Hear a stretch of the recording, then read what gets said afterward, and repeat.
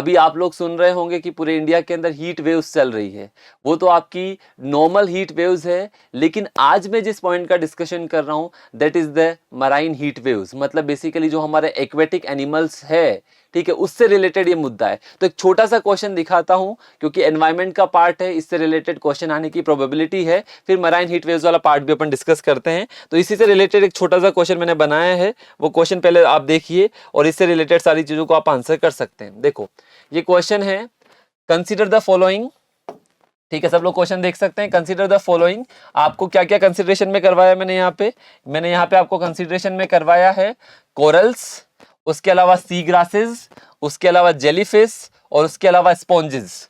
और यहां पर पूछा है how many of the above are worst affected by the marine heat waves, मतलब मरीन हीट वेव्स से इन चारों में से कौन सबसे ज्यादा प्रभावित होते हैं। ऑप्शन आप लोगों के सामने है, ओनली 1, ओनली 2, ओनली 3 और ऑल 4, ठीक है।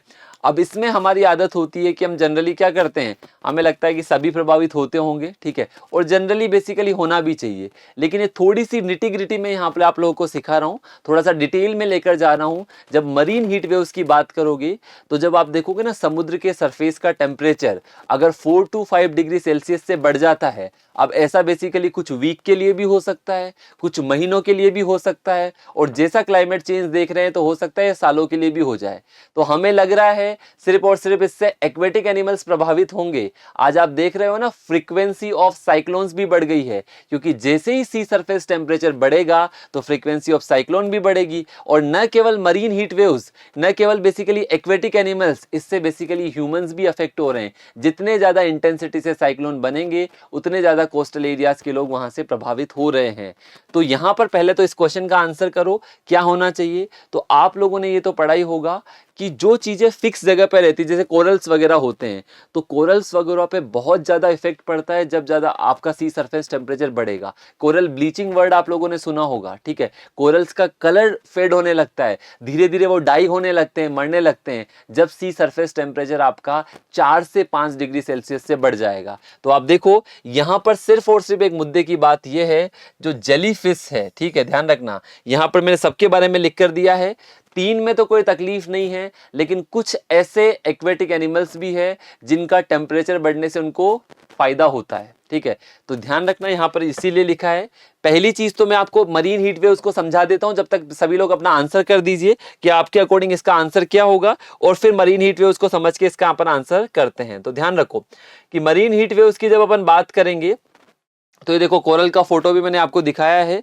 धीरे धीरे कोरल ब्लीचिंग होगी तो इनका कलर भी बहुत कलरफुल कोरल्स होते हैं। कभी आप लोगों ने अगर स्कूबा डाइव वगैरह की हो तो आप लोगों ने देखे होंगे, बट टूरिज्म भी एक फैक्टर है जिसकी वजह से कोरल्स वगैरह को काफी नुकसान होता है, ठीक है। तो कोरल ब्लीचिंग मतलब कोरल्स धीरे धीरे डाई होना और बेसिकली इनका कलर फेड होना। तो अब यहाँ पर देखो, यहाँ पर पहली चीज मैंने लिखी है, जब बेसिकली 3 से 4 डिग्री सेल्सियस एवरेज टेम्परेचर बढ़ता है, ठीक है, ओशियंस का, तो उसकी वजह से मरीन लाइफ के अंदर काफी डिस्टरबेंस क्रिएट होता है। उसको जैसे अपन नॉर्मल हीट वेव्स बोलते हैं तो उसको बोलते हैं मरीन हीट वेव्स, जिसकी वजह से काफी सारे स्पीसीज की बेसिकली डेथ हो जाती है, जिसमें कोरल ब्लीचिंग भी शामिल है, और साथ साथ में काफी भयंकर तूफान भी उठते हैं क्योंकि सी सरफेस टेम्परेचर यहाँ से बढ़ जाता है। तो यही है किसकी डेफिनेशन, मरीन हीट वेव्स की डेफिनेशन यही है जो बेसिकली आप लोगों को मैंने बताई। और दूसरी चीज ध्यान रखना, आप बोलोगे सर ये 3 से 4 डिग्री एवरेज टेम्परेचर कितने दिनों के लिए हो सकता है। अगर जितना ज्यादा ये बढ़ने लगा ना, अभी तो आप सोचोगे जनरली 4-5 दिन के लिए देखने को मिलता है, वीक्स भी हो सकते हैं, मंथ्स भी हो सकते हैं, और सालों तक भी बेसिकली ये टेम्परेचर बढ़ सकता है। तो आप देखो अगर ये कम से कम 5 दिन के लिए एक साथ बढ़ जाए ना तो उसको मरीन हीट वेव्स बोल दिया जाता है, और ये वीक्स तक, मंथ्स तक और इवन ईयर्स तक रह सकता है।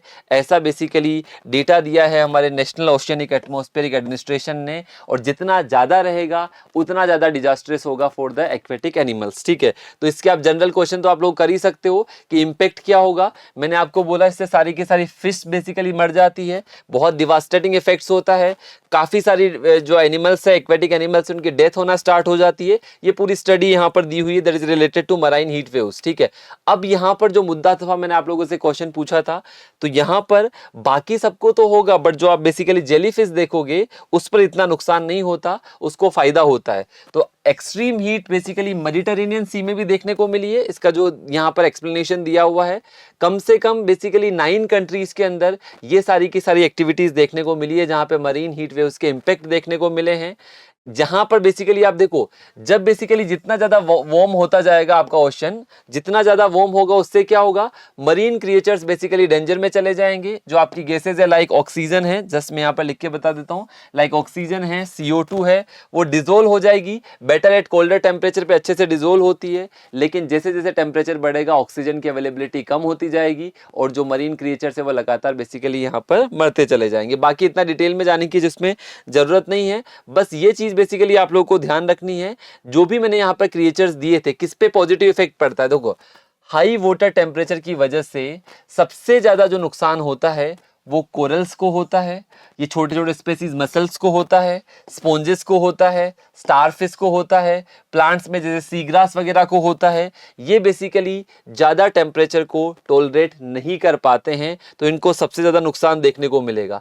दूसरा यहाँ पर मैंने ये भी लिखा है, जो जेलीफिश वगैरह होती है, जेलीफिश यहाँ पर देखो, ये ज़्यादा टेम्परेचर बढ़ने पर ज़्यादा अच्छे से सस्टेन कर सकती है क्योंकि इसका न्यूट्रिएंट वहाँ से रन ऑफ हो जाता है, तो इसकी वजह से। तो ध्यान रखना, जितने भी क्रिएचर्स मैंने लास्ट में लिखे थे, जेलीफिश के अलावा बाकी सबको बेसिकली टेम्परेचर बढ़ने से नुकसान होगा और ज्यादा से ज्यादा अमाउंट में डेथ्स आप लोगों को देखने को मिलेगी। तो इस क्वेश्चन का आंसर अगर मैं आप लोगों को बताऊं जो यूपीएससी में पूछा जा सकता है, इस क्वेश्चन का आंसर होगा कोरल्स। बेसिकली डेफिनेटली इनको वर्स्ट अफेक्ट होंगे कोरल्स, यहाँ पर सीग्रास भी वर्स्ट अफेक्ट होगी, स्पॉन्जेस भी वर्स्ट अफेक्ट होंगे, केवल और केवल जेलीफिश नहीं होगी। तो यहाँ पर आपके only 3 pair is the correct, 1 2 3। Jellyfish basically affect नहीं होती है, जेलीफिश का हायर टेम्परेचर से सस्टेनेंस और भी ज्यादा बढ़ जाता है, लेकिन मैक्सिमम जो एक्वेटिक एनिमल्स है उन पे नेगेटिव इंपैक्ट पड़ता है due to marine heat waves, क्योंकि ऑक्सीजन की कमी हो जाती है। ठीक है, ऑक्सीजन की कमी होगी, जो आपकी कौन सी ऑक्सीजन, जो वाटर के अंदर है, जो वाटर के अंदर डिजोल्व ऑक्सीजन है, और उसकी वजह से बेसिकली उनकी डेथ होना स्टार्ट हो जाती है। तो मरीन हीट वेव्स काफी खतरनाक है। तो इसके बारे में आप लोगों को थोड़ा सा आइडिया जो मुझे देना था, जो एग्जाम में क्वेश्चन आप लोगों का बन सकता है टू द अपकमिंग प्रीलिम्स के अंदर। आई थिंक क्लियर है सब लोगों को।